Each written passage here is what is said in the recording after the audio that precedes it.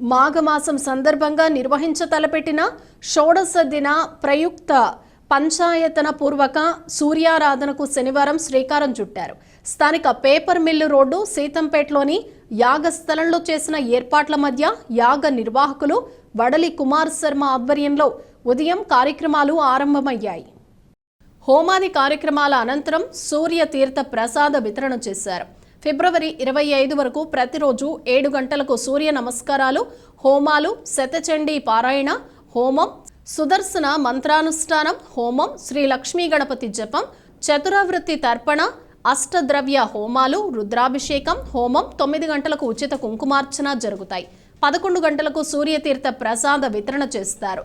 రథసప్తమికి విశేష ఆరాధనలు, 14 నుంచి 18 వరకు శ్రీ మహాలక్ష్మి ఆరాధనలు, తామర పువ్వులతో హోమాలు, 13న వరసిద్ధి వినాయక కళ్యాణం, 15న శ్రీ వల్లి దేవసేన సమేత సుబ్రహ్మణ్య స్వామి కళ్యాణం, 17న శ్రీ రమా సమేత వీర వెంకట సత్యనారాయణ స్వామి కళ్యాణం, 19న శ్రీ శివ పార్వతుల కళ్యాణం, 21న శ్రీ లక్ష్మీనారాయణ కళ్యాణం, 23న సూర్య కళ్యాణం, 24న జ్యోతిర్లింగార్చన నిర్వహిస్తున్నట్లు కుమార్ శర్మ వివరించారు. 25వ తేదీ ఆదివారం మహాపూర్ణాహుతి అనంతరం 10,000 మందికి విశేష అన్న సమారాధన జరుగుతుందని తెలిపారు.